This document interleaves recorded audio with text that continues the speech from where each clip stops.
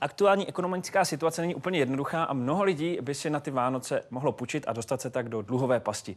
Více o této problematice nám řekne generální ředitelka společnosti Kruk Jaroslava Palendalová. Hezké ráno. Hezké ráno i vám. Hezké ráno. Tak koukali jsme 45 dní do Vánoc. To znamená, už to opravdu začalo? Řeší Češi Vánoce už v tuto chvíli? Řeší. My jsme si nechali udělat průzkum a z toho průzkumu nám vlastně vyšlo, že asi 45% českých domácností začíná řešit nákupy vánočních dárků zhruba 1 až 3 měsíce před těmi Vánocemi. Takže ano, již to začalo.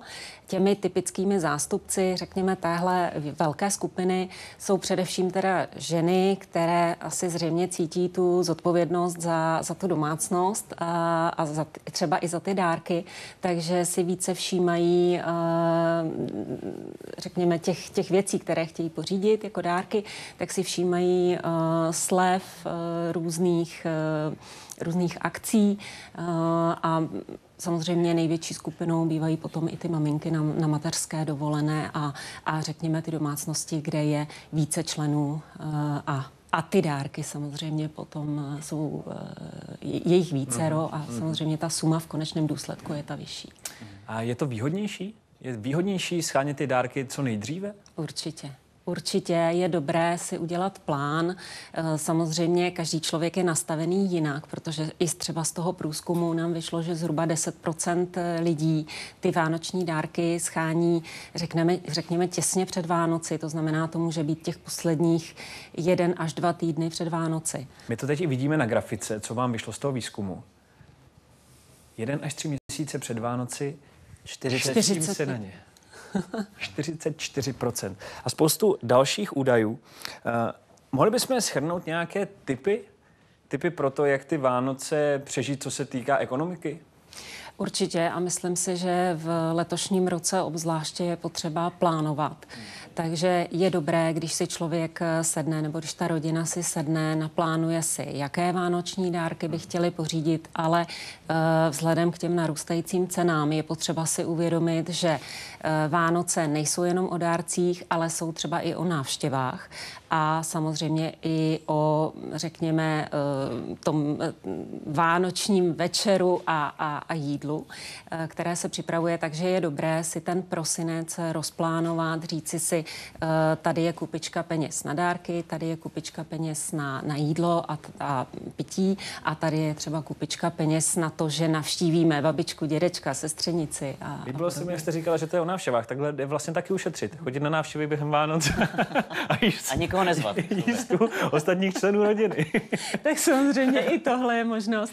Nám vlastně, jako co je velmi zajímavé, tak z toho průzkumu nám vyšlo, že zhruba 7% lidí opravdu v rámci té rodiny si nedávají dárky a je pro ně daleko hodnotnější strávit ten společný čas.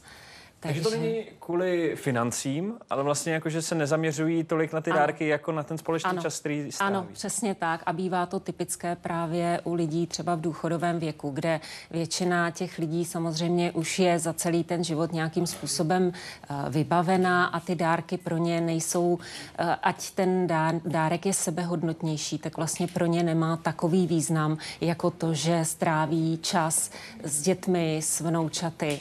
Takže tam právě jako u těch lidí toho důchodového věku, byť oni sami mají tendenci ty dárky dávat, tak ale pro ně ten dárek většinou nemá tak velkou hodnotu, i jako právě to, že jim děti, vnoučata věnují ten svůj čas.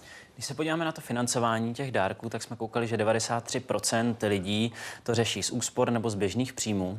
Nicméně ta situace je teď taková, že možná i větší procento lidí si na Vánoce půjčí než v minulých letech. Je to tak?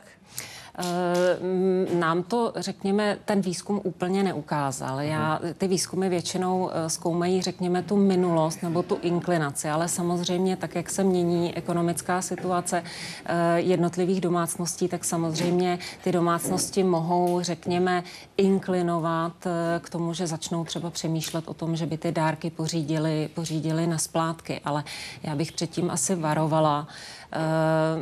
Za mě je daleko lepší opravdu se domluvit v rámci, samozřejmě je velmi těžké dětem nedávat dárky, to určitě, ale řekněme, rodiče mezi sebou si nemusí ty dárky pořizovat, takže tady bych jako apelovala na tom, opravdu si to pořádně tu svoji situaci rozmyslete, berte do úvahy, že ta situace se může změnit, člověk může přijít o zaměstnání, může třeba i onemocnět, takže tady je potřeba opravdu jako přemýšlet nad tou budoucností a pokud se někdo jako má tendenci zadlužit, tak aby opravdu přemýšlel nad těmi svými možnostmi a i nad těmi nenadálými událostmi. Přijde mi, že výsledky toho výzkumu jsou poměrně překvapivé. Čekal bych, že to bude větší procento lidí, kteří si na Vánoce budou půjčovat. Že 93% lidí to řeší z úspor a obecně vlastně z peněz, co má. To by přijde dobré.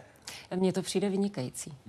Ale stále je to o tom, je potřeba se zaměřit na finanční gramotnost, je potřeba vlastně v lidech, řekněme, podporovat to, aby se zajímali o své finance, aby přemýšleli nad svým domácím rozpočtem.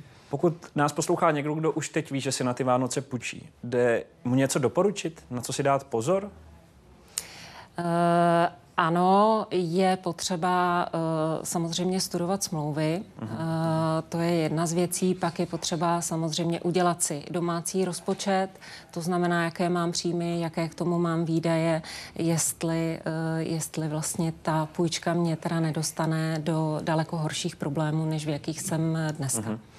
Diváci mohli během rozhovoru vidět aktivitu Den bez dluhů a ty jednotlivé body. Můžeme to ještě shrnout, co to vlastně je? Den bez dluhů je osvětová akce. My ji pořádáme 11. rokem. Hlavním partnerem je Úřad práce, ale samozřejmě máme i další partnery.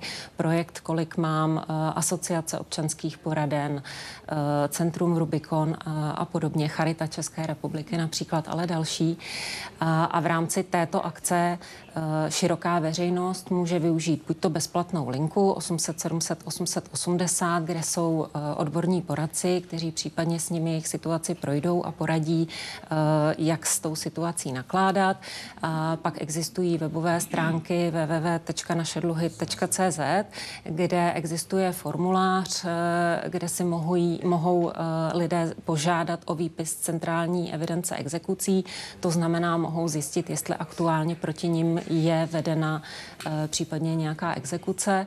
A dnešním dnem v brzkých ranních hodinách se nám podařilo spustit projekt Peníze od základů, což je projekt ve spolupráci s Unicorn Publishing. Je to vzdělávací a testovací aplikace, která právě má lidi upozornit, jak zacházet s penězi a opravdu od těch základů. To znamená, začínáme u toho domácího rozpočtu. To říká Jaroslava Palendalová, generální ředitelka společnosti Kruk. Děkujeme.